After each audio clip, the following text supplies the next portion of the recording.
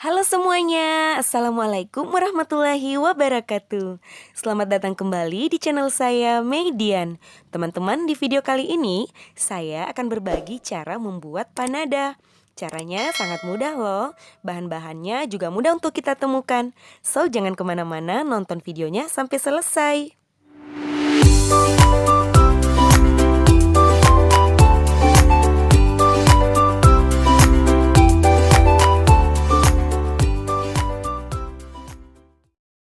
Nah, teman-teman, kita langsung saja ke proses pembuatannya. Jangan lupa bismillah ya.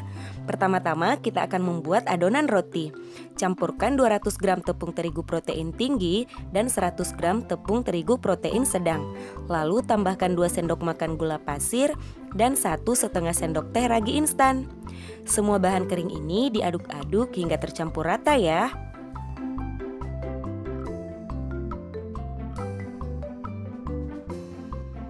Berikutnya, tambahkan 1 butir telur, lalu aduk kembali hingga telurnya tercampur dengan adonan. Setelah itu, tambahkan 130-150 ml santan kental dan dimasukkan secara bertahap. Santan yang saya gunakan di sini adalah santan kara, kemasan 65 ml. Lalu saya campurkan dengan air hingga menjadi 150 ml. Nah, teman-teman, kalau adonannya sudah sulit diaduk, sekarang akan saya lanjutkan untuk diuleni menggunakan tangan. Lalu ini adonannya diuleni hingga setengah kalis ya.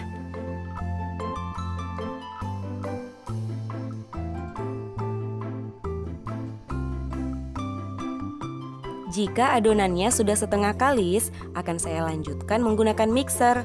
Tapi sebelumnya tambahkan dulu setengah sendok teh garam dan 2 sendok makan margarin. Lalu ini akan saya mixer dengan kecepatan rendah selama kurang lebih 10 menit ya teman-teman. Jika teman-teman tidak punya mixer, adonannya ini bisa diuleni secara manual kurang lebih 15-20 menit.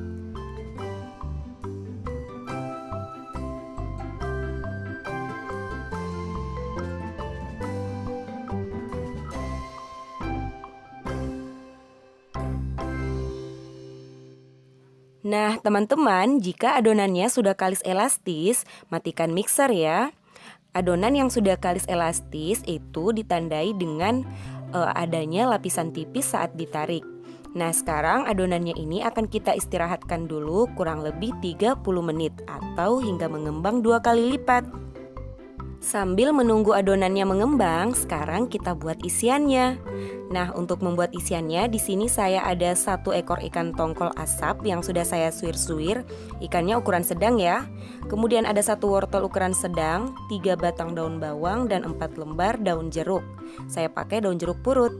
Untuk bumbu halusnya ada 3 siung bawang putih, 5 siung bawang merah, cabai rawit dan cabai keriting secukupnya, dan masing-masing setengah sendok teh garam, gula, dan kaldu. Nah, untuk bawang merahnya ini saya pakai di sini agak banyak karena ukurannya kecil-kecil. Tapi kalau ukurannya agak besar, pakai 5 siung saja ya teman-teman. Nah, semua bahan ini akan saya blender hingga halus.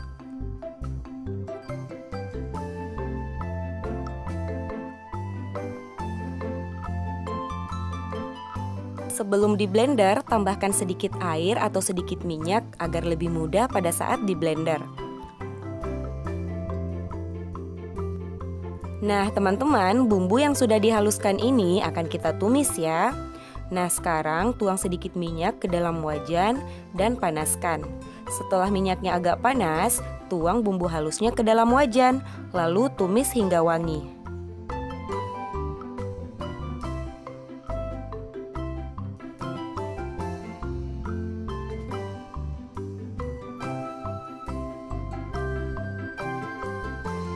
Setelah bumbunya ini sudah wangi, masukkan wortel dan daun jeruk. Lalu tumis lagi hingga wortelnya ini agak layu. Berikutnya tambahkan sedikit air agar tidak terlalu kering.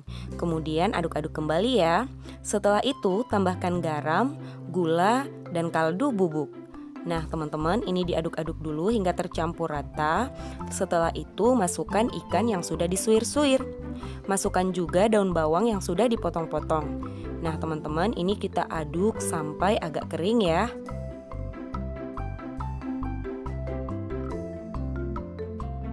Nah, teman-teman, isiannya ini sudah agak kering. Sekarang kita matikan kompor ya, dan isiannya ini disisihkan dulu. Lalu lanjut membuat roti. Rotinya ini adonannya sudah mengembang 2 kali lipat dan sekarang akan kita kempeskan dulu ya.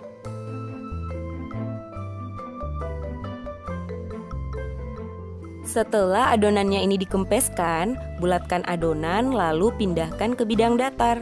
Setelah itu adonannya ini akan kita bagi atau kita potong-potong menjadi 20 bagian. Kalau teman-teman ingin jualan, sebaiknya potongan-potongan adonan ini ditimbang dulu ya, agar mendapatkan panada yang sama besar. Karena ini untuk saya konsumsi sendiri, jadi tidak perlu saya timbang. Ini saya kira-kira saja agar ukurannya sama besar. Setelah semua adonannya dipotong, sekarang potongan-potongan adonan ini kita bulatkan lagi ya. Dan bulatkan dari adonan yang pertama kita potong. Dan lakukan proses ini sampai semua adonan dibulatkan.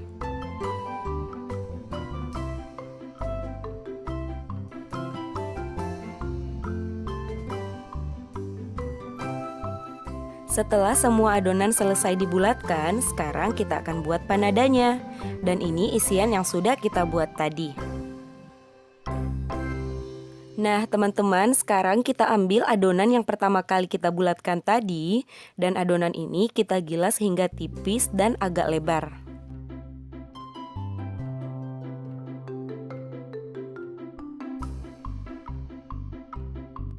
Jika kulitnya sudah cukup lebar, sekarang tambahkan isian sekitar 1,5 sendok teh atau sesuai selera saja.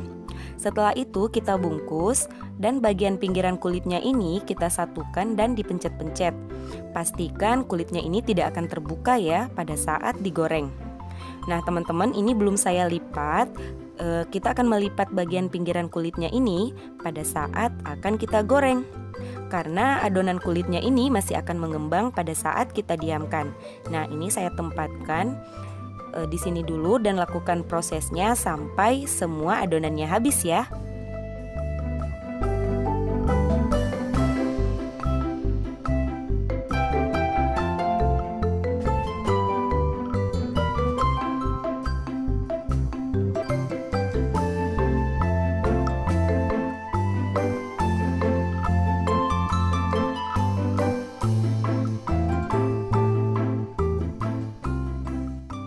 Nah teman-teman, semuanya sudah selesai kita bungkus dan adonan yang pertama kali kita buat tadi itu sudah mulai mengembang dan sudah siap untuk digoreng.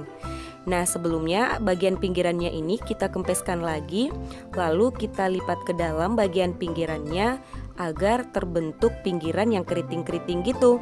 Dan caranya ini sama persis kalau kita membuat pastel. Nah teman-teman, seperti ini ya, lakukan sampai di ujung bagian bawahnya. Nah ini akan saya lipat lagi beberapa yang akan saya goreng dan lakukan proses ini sampai semua panadanya selesai ya. Kalau teman-teman ingin jualan, teman-teman bisa membuat panada yang ukurannya lebih kecil dari yang saya buat ini. Karena yang saya buat ini ukurannya lumayan besar ya. Karena ini untuk dikonsumsi sendiri, jadi tidak ada masalah. Nah teman-teman, panada yang bagian pinggirannya sudah dilipat ini sekarang akan saya goreng. Pastikan minyak gorengnya ini sudah cukup panas ya teman-teman, dan gunakan api kecil saja pada saat menggoreng. Pada saat mulai memanaskan minyak goreng hingga proses penggorengan, gunakan api kecil saja. Jadi apinya itu jangan dirubah-rubah ya teman-teman.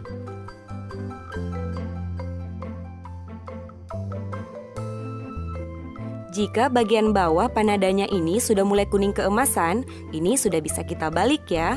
Nah teman-teman, ini dibaliknya 1 kali saja agar tidak terlalu banyak menyerap minyak. Nah setelah seluruh warnanya ini berubah jadi kuning keemasan, ini sudah bisa kita angkat ya, lalu ditiriskan.